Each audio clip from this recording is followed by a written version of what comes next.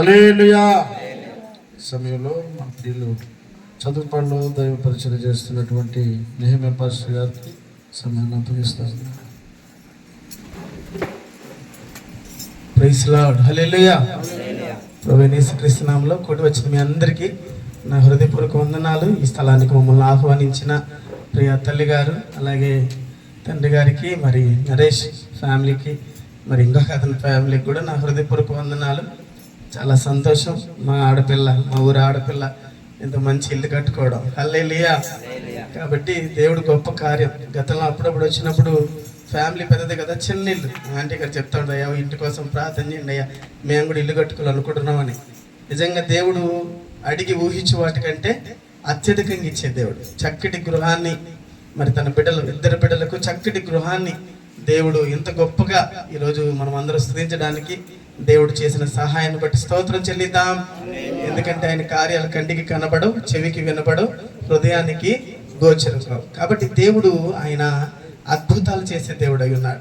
మనం ఆయన్ని నిజంగా వెంబడించగలిగితే ఆయన ఎంత అద్భుతమైన చేయగలడు. అందుకే ఒక మాట మనం చదువుకొని ముందుకెళ్దాం. చూద్దాం. హెబ్రీ రాసిన పత్రిక 3వ అధ్యాయం 3వ వచనం ఒకసారి చదువుకుందాం. అక్కడ ఒక మంచి మాట మనం చూడగలుగుతాం. ప్రతి ఇల్లును ఎవడైనా ఒకని చేత కట్టబడును, సమస్తము కట్టువాడు దేవుడే.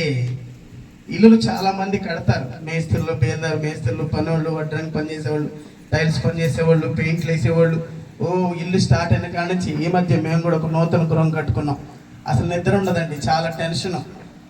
ఏంటంటే తెచ్చిన డబ్బులు మనకి ఎక్కువ అనిపిస్తాయి, కానీ ఖర్చు పెట్టేసరికి అది కొద్దిగా అనిపిస్తాయి.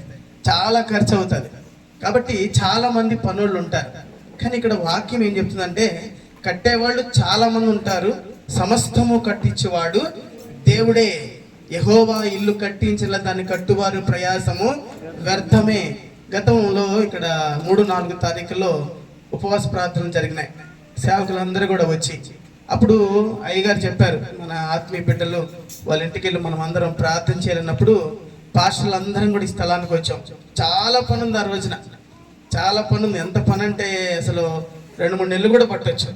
ఇదే రోజుల్లో 3-4 తారీఖులు మేమంతా వచ్చాం, ప్రార్థన చేసాం. చక్కగా నరేష్ మా అందరికీ చక్కగా ఆతిథ్యాన్ని ఇచ్చాడు. మేమందరం ఇక్కడ టిఫిన్లు అవి చేసి ప్రార్థన చేసిపోయాం. ఇప్పుడు చూస్తే అంతా రూపురేఖలంతా మారిపోయింది. హల్లెలూయా.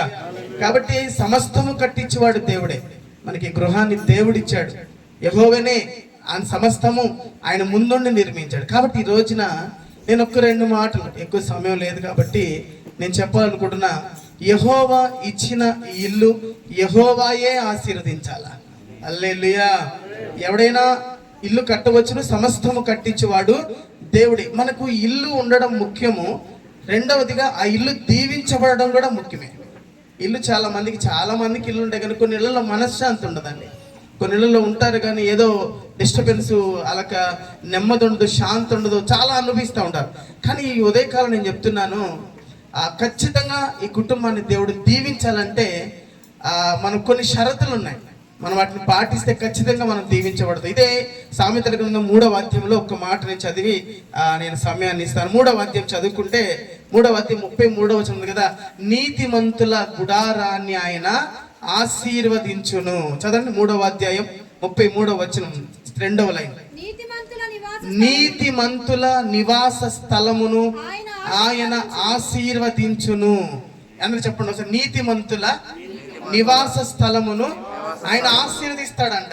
నీతిమంతులు, రోమీయులకు రాసిన పత్రికలో పౌలు అంటాడు, నీతిమంతుడు లేడు, ఒక్కడు లేడు. అంటే ఈ భూమి మీద నీతిమంతులు అనే వాళ్ళు లేకపోతే మన గృహాలు ఆశీర్వదించబడవా? లేనట్టే. మరి బైబిల్ ఏమో లేరని చెప్తుంది. కానీ ఒక మాట అంటాడు, అబ్రహాము దేవుణ్ణి నమ్మెను, అది అతడికి నీతిగా ఎంచబడింది. ఎవరు నీతిమంతులు? ఏ నీతిమంతుల కుటుంబం దీవించబడుతుందంటే ఎవరైతే దేవుని నమ్ముకొని ప్రార్థన చేస్తారో, ఎవరైతే ప్రభు సన్నిధిలో నమ్మకంగా ఉంటారో వారి నివాస స్థలాలని దేవుడు ఆశీర్వదిస్తాడు. ఒబేదేదోం మనం చదువుతున్నప్పుడు అక్కడ ఉంది కదా, మందసం ఒబేదేదోం ఇంటిలో ఉన్నప్పుడు ఒబేదేదోమును దేవుడు తన కుటుంబాన్ని, తన ఇంటిని ఆశీర్వదించెను అని వ్రాయబడింది.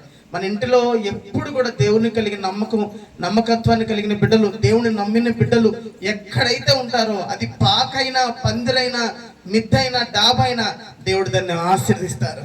యెహోవా ఆశీర్వాదం ఐశ్వర్యం ఇచ్చును. అర్థమవుతుందా? ఆయన ఆశ్రయిస్తే ఐశ్వర్యం తగ్గదది. ఇంకా ఇప్పుడు ప్రారంభమైంది, ఇది ఇంకనూ విస్తారంగా వ్యాపించును గాక. కాబట్టి మనం గొప్పవాళ్ళం అవ్వాలంటే ఖచ్చితంగా మనం నీతిమంతులమై ఉండాలి. నీతిమంతులం అంటే మనం దేవుణ్ణి నమ్ముకున్న వారై ఉండాలి. మరి నీతిమంతులు ఏం చేస్తారంటే బైబిల్ చెప్తుంది, నీతిమంతుల గుడారము నుంచి రక్షణ గూర్చిన సునాదము బయలు వెళ్ళును అన్నాడు కీర్తనకారుడు.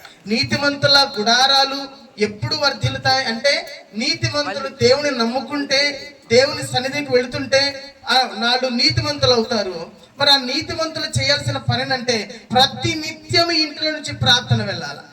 ప్రతి నిత్యము దేవునికి ధూపం, దేవునికి ఆరాధన, ఆయన సన్నిధిలో ప్రార్థన చేసే స్త్రీలు ఏ ఇంట్లోనైతే ఉంటారో, ప్రార్థించే బిడ్డలు ఏ ఇంట్లో అయితే ఉంటారో, వారి నివాస స్థలాలని దేవుడు ఆశీర్వదిస్తాడు. కాబట్టి నేను ఒకటే చెప్తున్నా, ప్రియ చెల్లెళ్ళకి, తల్లి గారికి, ఇచ్చిన దేవునికి కృతజ్ఞత కలిగి ప్రతి నిత్యం ఇంట్లో ఏదో ఒక మూల ప్రార్థన చేస్తా ఉండండి.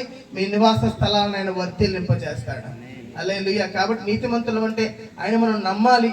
దేవుడు, దేవా నువ్వు ఉన్నావు, ఇంత మేలు చేసావంటే, కొంతమంది ఎలా ఉంటారంటే దేవుడు లేనప్పుడు, ఏమీ లేనప్పుడు దేవుడికి కృతజ్ఞత కలిగి ఉంటారు.